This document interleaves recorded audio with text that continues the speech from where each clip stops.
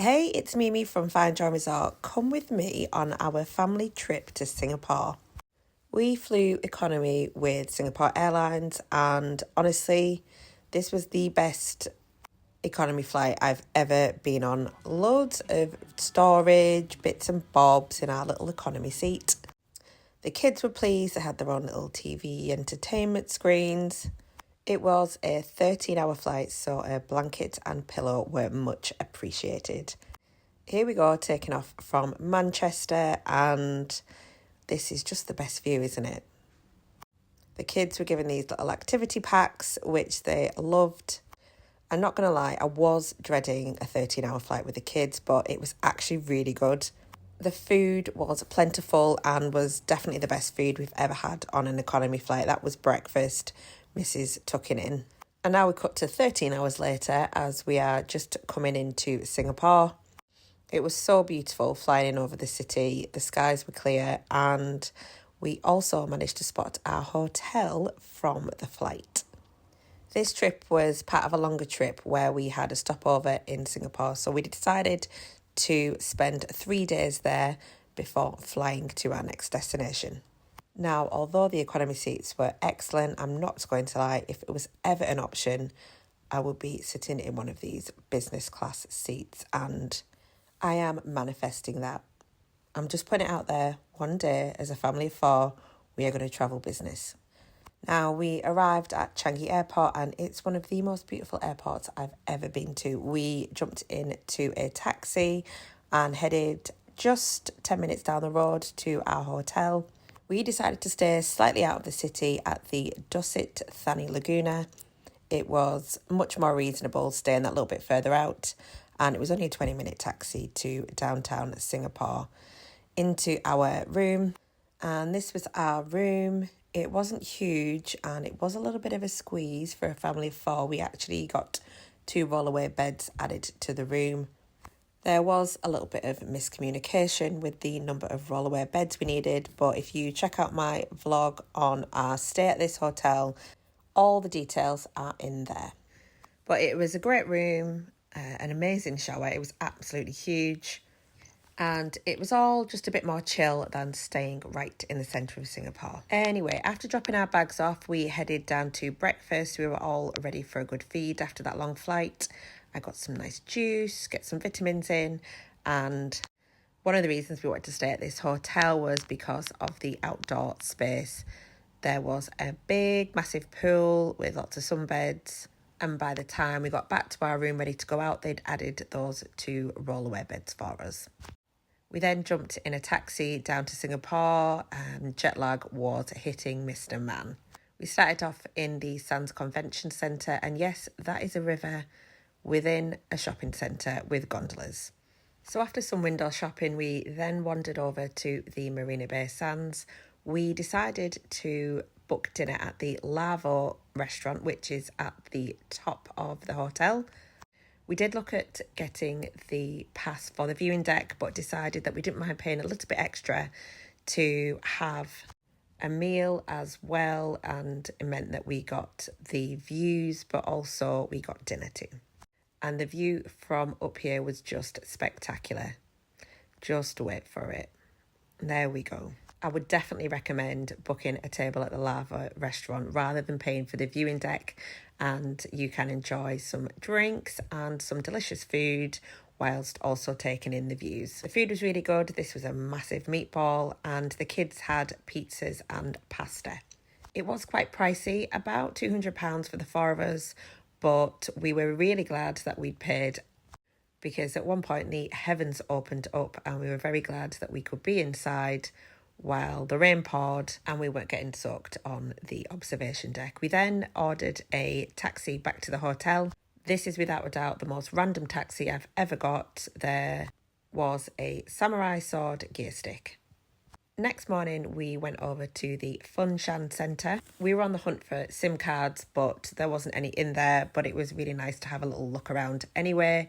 And then we ticked off a place on our bucket list and went to Raffles for drinks. I wasn't sure what to expect bringing the kids, but they absolutely loved it, shelling the nuts, and the staff were fab. They were super friendly, and obviously we had to order a Singapore sling. This was me saying how strong it was.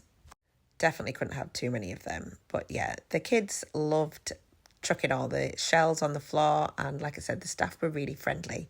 Next, we got on our big bus tour and had a little tour of the marina area. I absolutely love getting a big bus tour when on a city break, as I think it's the best way to see the sights. We jumped off at Orchard Road and had a little mooch around. We randomly ended up in this anime exhibition, and then the heavens opened up again. So we went back to the hotel, by which time things had cleared up, and we decided to spend some time just relaxing in the pool after the day in the city. We had a super early night and then back up for breakfast again in the morning. I became obsessed with having dim sum for breakfast. Who would have thought, but it was absolutely delicious. Then we got back on the bus and headed over to the Gardens by the Bay. We pre-booked our tickets online, so no queuing to get in, and honestly, this was one of the most amazing places I've ever been to. We didn't really know what to expect when we got there, but it was just absolutely beautiful. Greenery everywhere, the sky trees were just amazing, and it was also Chinese New Year when we were there, so there were lots of beautiful exhibitions. This is me talking about how hot it was and the kids having a little whinge. Now, I like the heat, but it was hot, so just bear that in mind if you are wandering around. Take lots of water, take your shade, take your cap, and walk in the shade where possible. First, we headed to the Flower Dome. I honestly wasn't really that fussed about even going in here, but I'll tell you what, it was absolutely stunning. It was also heavily air-conditioned as well, so that was nice. But basically, it's just a massive greenhouse with flowers, plants, trees from all over the world. It was just beautiful. And again, the Chinese New Year displays were dotted all over. And just look at that. It was beautiful.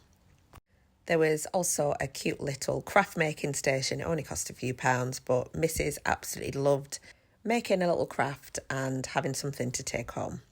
And in the centre of the dome, there was another beautiful exhibition, and I'm just so glad we went. Next, we headed over to the Cloud Forest and the famous indoor waterfall. There was a bit of a queue to get the perfect picture, but we managed, and the kids were absolutely buzzing. Now, again, I didn't really know what to expect in here, but not to be dramatic, I 100% could live inside the Cloud Dome. It was green, it was serene, it was peaceful, it smelled amazing. And yeah, just look at this shot from the top of the waterfall. And while we were there, there was a Weird But True exhibition, which we had a little wander around, loads of fun facts and little interactive games for the kids and for the adults.